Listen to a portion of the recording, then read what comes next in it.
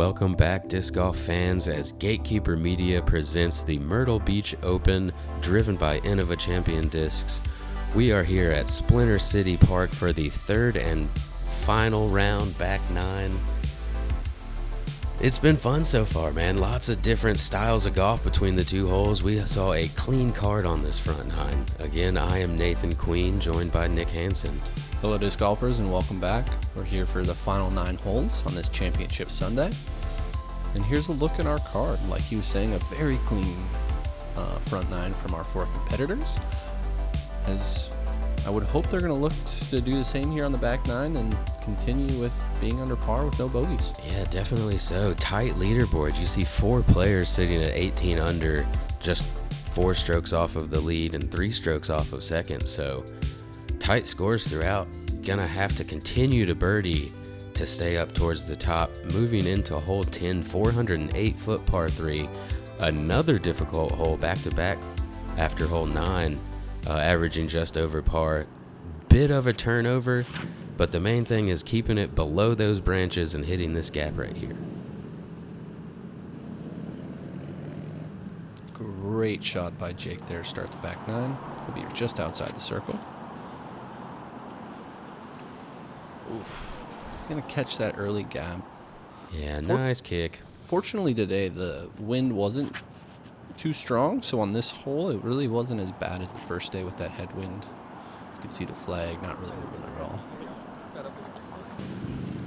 That one looked great out of the hand, just kept drifting off to the right. Going to end up inside circle 2. Oh, man. A bit of a missed line there, but it's going to work out nicely, as he will be CTP. Or closest to the pin, just in case. You never know. Good.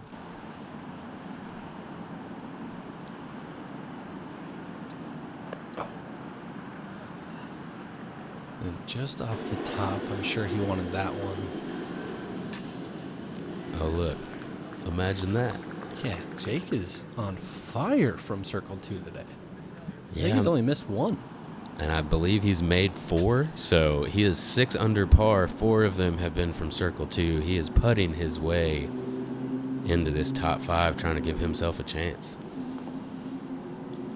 And you know, when your drives aren't put you in the right position, that's just what you got to do. And he's really leaning on that jump putt, committed to it. And there's MJ's putt, dead center on it, gonna get him another birdie, move him to 4 under par. Yeah, it's good to see him get back on track here on this back 9, as some of those putts in the last few holes of the front 9 were kind of uncharacteristic from him. But here we are at hole 11, 543 feet. It's a par 4. This one does have the chance to be eagled if you do get all the way up here and you can get a good skip. Most players are playing, though, for the birdie, because for them it's going to be a pretty easy birdie here. Pretty easy birdie, I think, is an understatement on this hole, as 36 of the 46 players did get the birdie today. Pretty easy. We were talking about it on our card is we were thinking maybe either move it up to the short pad and call it a par 3, or maybe change hole 1 up a little bit and play it to hole 1's position to make it a real par 4. Yeah, I know I brought up adding an OB line in between this one and 12 to take the roller out of play, which was big last year, but nobody's throwing the roller this year anyway, so yeah, I think the best way with the park size is just going to be to shorten it and make it that par 3. Which would make it a good 3 and make it hard. Yeah, I like the green. You know, you've got this leaning tree built up. Still going to have a guarded green. Yeah, I mean, when we've got people jump putting for their second on a par 4, or that a little soft, I would say. Yeah, even from the longer pad, this hole is averaging at a 3.24. So just a hard par 3. As MJ having to putt from farther than you want to on this hole. Not quite able to connect on that one.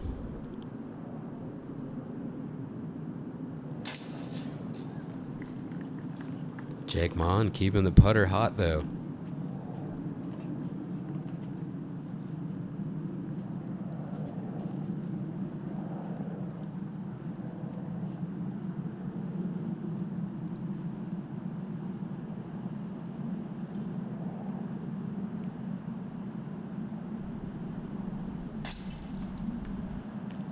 Isaac in for his birdie here as well. I would say the par feels for these players almost like a bogey. Yeah, definitely. Definitely feels like a bogey on this one. Because as you said, if you're taking par on this one, you're basically losing a stroke to the entire field. Yeah. And you can't do that at this point. You're too far into the tournament. You need your birdies to stay up there. But even if it feels like a bogey, it keeps your scorecard clean for now, as our hole card has still done. Moves us into hole 12, 390-foot par 3. One of the tougher ones on the course. If you throw it 402 feet, you've gone OB long. So it makes it difficult to hit this gap how you want to. It's already kind of a low ceiling tight gap, but then you can't just crunch on it because you'll go OB long.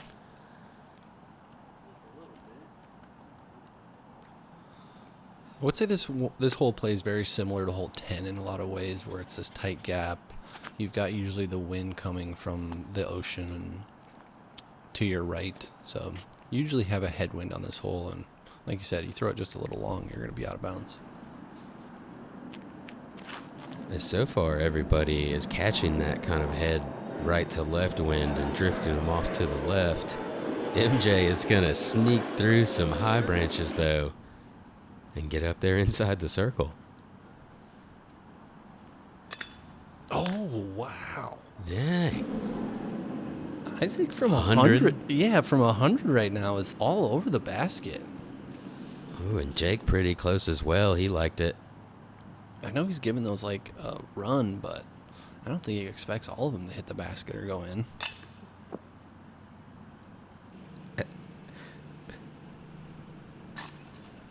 And that's, I know that feeling. I've done that so many times. He's been all over the basket, and just some of his putts aren't. They're not really off, but they're just slightly off. They are, just barely. And it's can be a little frustrating. But MJ able to card kind of a bonus birdie after missing the last hole. Only 10 players carding the birdie on this one, so the 10 that didn't get hole 11 went ahead and bounced back and got hole 12. Yeah, we'll say that. Here we are at hole 13, 318 feet. It's a par 3. The drone is flying a straight line here at the basket, but most players are going to either take the hyzer line or a left side with a sidearm.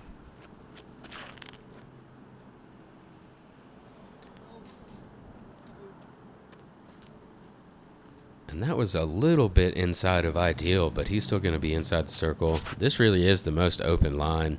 There's a tree right in the middle of that sidearm hyzer line. There you go. Ooh, Jake getting one close.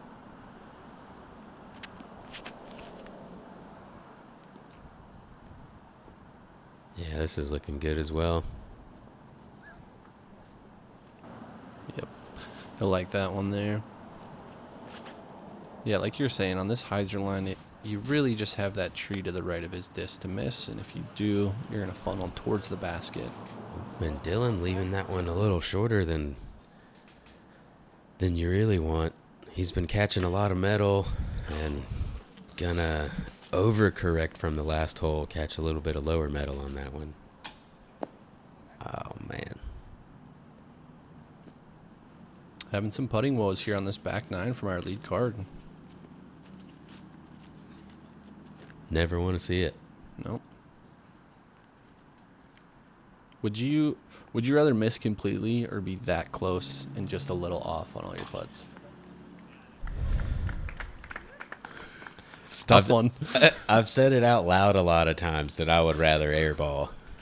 I don't know that that's really true because I do have a lot of par tap-ins, but I'd say it out loud. I'd rather airball after you miss that many, Because it's from different distances, you know. If you hit the same spot or just slightly off from 20 feet, 30 feet, 60 feet, then it starts to get like, man, just miss it. Yeah, it gets tough on the brain. But here we are at hole 14, 416 feet. This is also our Bounty Ace hole for the tournament. It's a $1,000 sponsor by New South Brewing, home of the Dirty Myrtle IPA beer. And from what I hear, we did get an ace today. Is that correct? We did. We'll see if it's anybody on our card. Yeah, and that Dirty Myrtle beer actually does have the MBO stamp on it. They did it specifically for this week. That's pretty neat. As Isaac doesn't quite get the ace, but he is going to get the birdie. This looks good from MJ as well. But must have disked down a little bit. He's going to be out there in circle 2. Yeah.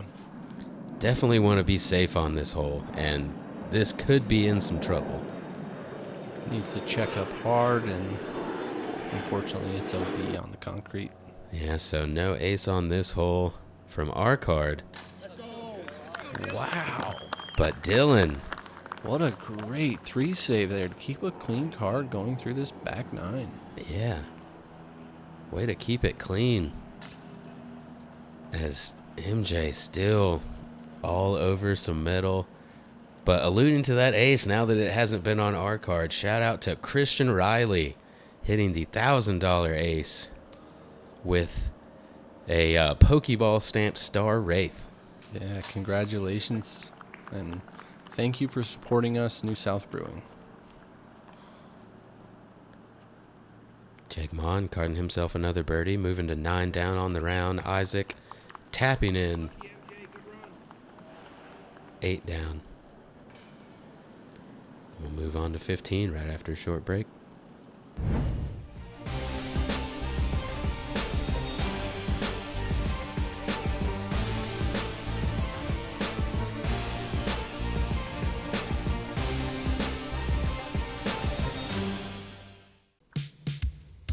All right, and welcome back. Hole 15, 411 feet. It's a par 3. We just flew through a double mando, but we're not playing that for the event, so the hole is wide open. I would say all of our players will go down that gap, though. Yeah, there's kind of, you can take a low screaming hyzer on the right side, but you've really got to be pretty specific with it.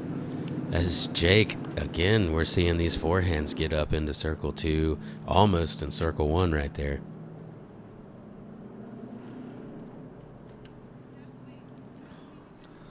Last one's to miss. Yeah, I was excited to see his backhand. I was assuming he would throw that, but close, but going to be quite a bit short. MJ just missing those, and probably going to be short of circle 2. Yeah, he's a pretty good putter, so he's usually aggressive on the green. It'll be interesting to see if he runs that or not, as Dylan has some work to do to get up and down for par now. That was smooth. It's looking good. And he's put himself in a very good position to get par. And Isaac just doing the same there. Finally didn't give it a bid from about 150 or so. And yeah, a soft bid from MJ. I think he was kind of trying to give that a bid. Oh no. As Jake finally misses center, and it's not really the basket you want to do that on. Oh no. Ladies and gentlemen, Our first bogey of the round. but that's a good comeback. That's a Comeback putt. Great comeback putt there. I feel like this is a hole that you really just don't want to take a bogey. The birdie's out there, but it's very hard, and it's going to be a bonus birdie if you do get it. So really making sure you at least get par is what you want to do on this lead card. Yeah, I don't really blame him for running that circle 2 putt, though. He has been on it and just slightly pulled that one to the right. Could be because he's putting uphill. Kind of changes your release point a little bit. You have to adjust for it. But first bogey on the card, that's still great. Through 15 holes, 1 bogey moves us into hole 16, 480-foot par 3. Most likely going to see some flexes to the left of this tree that we just went by. That's really the only way to get there unless you have 700 feet of hyzer power. It's pretty far around that right side. It's a huge shot to go around that right side as we see Isaac's shot just turning too much, and he's going to be in that rough on the right. That's MJ using his James Conrad run up there, yeah, trying to get a little extra on that? it. He will tell you himself he is no big distance thrower, so probably just trying to get a little extra. Ended up turning it a bit over too much, just like Dylan there. Yeah, let's see if Jake can correct from the 3 previous.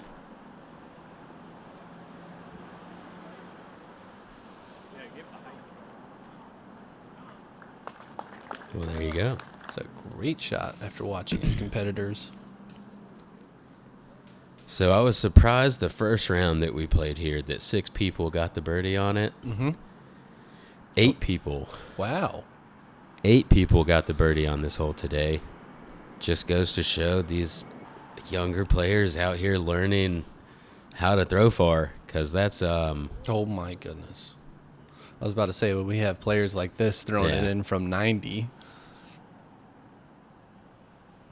That's wild, man. 480 feet.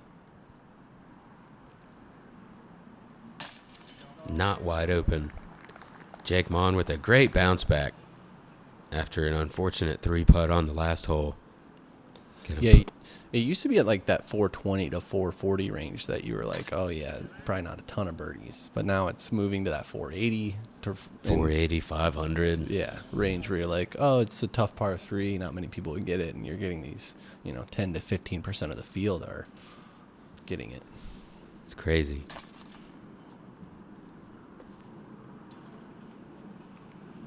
On this card, Jake Monn going to be the only birdie. It's getting tight. 2 holes left. Isaac Robinson has the lead by 1 over Dylan. He's made up 3 strokes to do that. And Chase card.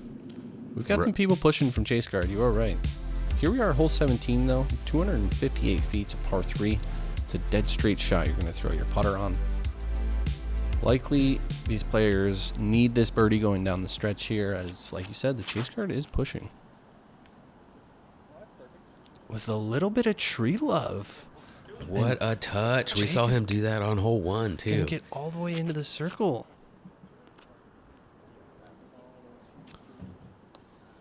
Isaac just peering the gap there. He's going to have a tap-in birdie from what looks like inside bullseye. And absolutely needed that. This was one Isaac definitely had to get to make sure he maintains that 1 stroke going into the last hole. Never want to be tied going into the last hole. You do not. Dylan, unfortunately, kicking there.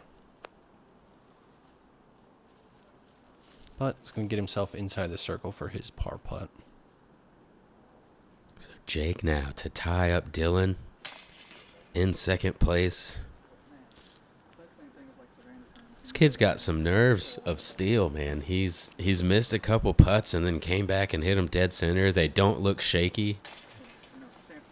Yeah, I've got to play with Jake a few times this year already, and it's been fun, and it's fun to watch. I mean, just like you said, his putt is not very shaky. He's very confident in it. Even after he 3-putted, we saw him come back strong. So yeah, with 2 good 25-footers or so, 20 to 25, brings us straight into hole 18. 537-foot par 4. You can go through this gap on the right that the drone missed and then flex back to right through here, or you can just kind of drift down that alleyway on the left and then throw through whatever gap you have left. 20-minute wait possibly here. There was a couple cards. Yeah, there was quite the backup on 18 today, which I was really surprised about. Yeah, the rest of the course flowed well. You just kind of get tied up. People think they're going to get pretty far down this fairway, so they wait till people get on the basket and just slows you down a bit. But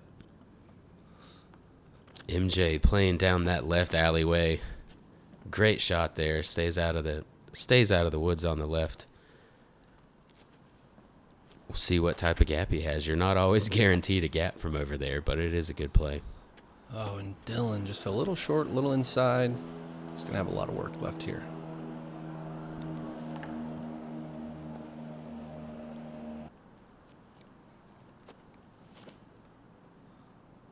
And Jake crafting up an incredible sidearm. That gonna be inside the circle. Isaac needs a par here. Doesn't really have to get too aggressive. And he does not. He must know. Just put himself in a good position. Must be a smart guy.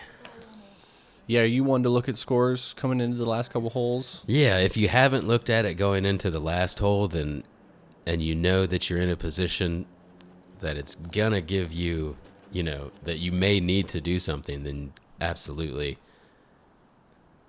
I usually look probably around hole 16, or if you're really feeling it, you don't really need to look till the last hole. You know, if you're feeling it, no, you just need to get your birdies like you do on this course, then don't look till the last hole.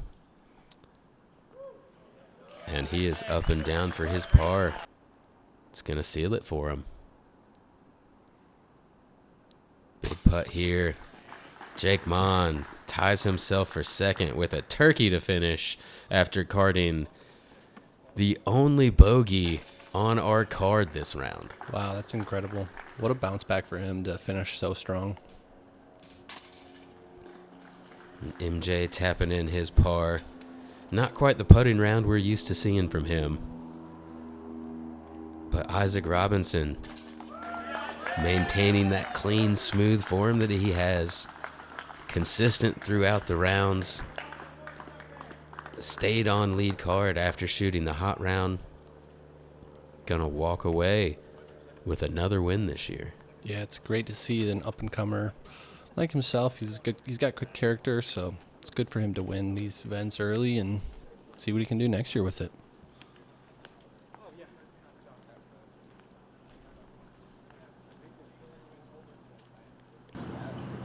Thank you, everybody, for coming out. We truly appreciate the support. Thank you to all the competitors, volunteers, staff, sponsors, partners. Truly a great week, and we love having everybody in Myrtle Beach. I want to congratulate our 2022 Gatekeeper Media presents the Myrtle Beach Open, driven by Innova MPO champion, Isaac Robinson.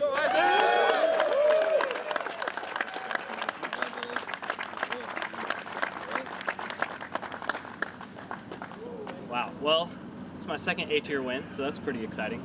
I want to thank Chad. I want to thank all the tournament staff. I had a great time in Myrtle Beach. This is my first time coming here, and everybody was just so much fun. You know, it was just a great time. So thank you for all the hard work that went into the courses and the tournament. I had a great time. Thank you. I don't know if he's playing New World or not, but what a great way to finish your season. Come out to the beach, come down and win an A-Tier that pays out well. Shoot 9 down and 11 down on a fun track, and you get to compete on the weekend, you know.